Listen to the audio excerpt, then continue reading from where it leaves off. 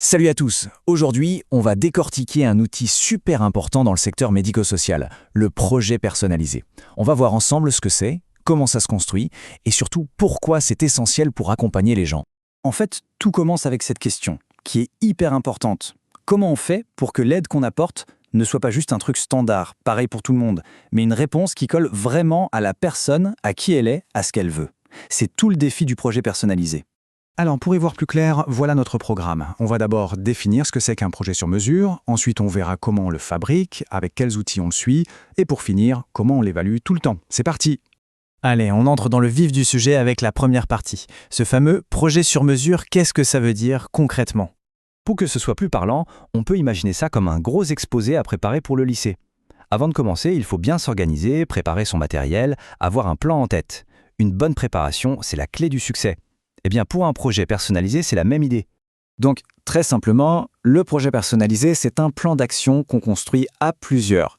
Le mot le plus important ici, c'est collaboration. Ce n'est pas un truc qui est imposé d'en haut, non. C'est vraiment le résultat d'une discussion entre la personne, sa famille et les professionnels qui l'accompagnent. Et attention, ce n'est pas juste une bonne pratique ou une suggestion, c'est carrément une obligation inscrite dans la loi pour tous les établissements qu'on appelle les ESSM. C'est un droit pour chaque personne qui est accompagnée. Ok, le principe est clair, mais concrètement, comment on passe de l'idée à la réalité? Voyons ensemble comment on met sur pied ce fameux plan d'action. Le processus se fait en 6 étapes, c'est assez logique. D'abord, on recueille un maximum d'infos pour bien comprendre la personne. Ensuite, on se fixe des buts clairs. Après, on planifie ce qu'on va faire pour les atteindre. On écrit tout ça noir sur blanc. On met le projet en route et à la fin, on évalue. C'est un cycle qui recommence. Ça, c'est la grande question de la première étape. Comment on fait pour bien comprendre les attentes, les habitudes, les difficultés, mais aussi les rêves de la personne? Pour ça, il y a en gros 2 méthodes. D'un côté, l'entretien libre, où on laisse la personne parler librement. Ça aide à ce qu'elle s'exprime spontanément. De l'autre, un entretien plus guidé, avec un questionnaire qui permet d'être sûr de ne rien oublier d'important. Souvent, on fait un mix des deux. Mais peu importe la méthode, pour que ça marche, il y a des règles d'or. Il faut un climat de confiance, c'est la base. Il faut aussi être vraiment disponible, à l'écoute, respecter l'intimité de la personne et bien sûr choisir un endroit et un moment où elle se sent à l'aise pour parler. Alors ça, c'est une phrase qui résume super bien la philosophie du projet.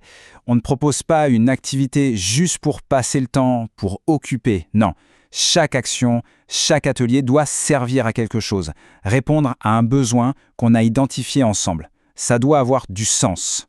Bon, une fois que le projet est lancé, il faut pouvoir le suivre. Et pour ça, les professionnels ont des outils bien spécifiques. Regardons les plus courants. Alors, pas de panique avec les sigles. Le DUI, c'est le dossier informatisé de la personne. Pensez à ça comme une sorte de carte d'identité de son parcours qui la suit partout. Le PAP, c'est la version synthétique du projet, le document que toute l'équipe consulte. Et la grille à Gégir, c'est un outil très précis pour évaluer à quel point la personne est autonome dans la vie de tous les jours. On arrive à la dernière étape, et c'est peut-être la plus importante, l'évaluation. Parce qu'un projet, ce n'est pas quelque chose qu'on écrit une fois et qu'on range dans un tiroir. Voilà un point super important à retenir. Un projet personnalisé, c'est un document vivant. Les besoins d'une personne changent, ses envies aussi, ses capacités peuvent évoluer. Le projet doit donc bouger avec elle, on peut dire qu'il respire au même rythme que la personne. Et pour être sûr qu'il reste toujours d'actualité, la loi impose de faire un bilan complet au minimum une fois par an. C'est le grand rendez-vous annuel pour faire le point. D'un point de vue administratif, ça se passe comme ça. À l'arrivée dans la structure, on signe un contrat de séjour. Dans les 6 mois qui suivent, on ajoute un avenant avec les premiers objectifs du projet, et ensuite, tous les ans, on fait ce fameux bilan pour ajuster le tir si besoin. Mais au fond, pourquoi c'est si important d'évaluer? Déjà, pour voir si les objectifs qu'on s'était fixés ont été atteints. Ça permet aussi de comprendre ce qui a bien marché et ce qui a moins bien marché. C'est un moment pour faire le bilan tous ensemble, et surtout pour réajuster l'accompagnement et définir de nouveaux objectifs pour la suite. Et j'insiste là-dessus, ce n'est pas un examen ou un contrôle. Le vrai mot, c'est co-évaluation. C'est un dialogue, un vrai moment d'échange où l'avis de la personne accompagnée compte tout autant que celui des professionnels.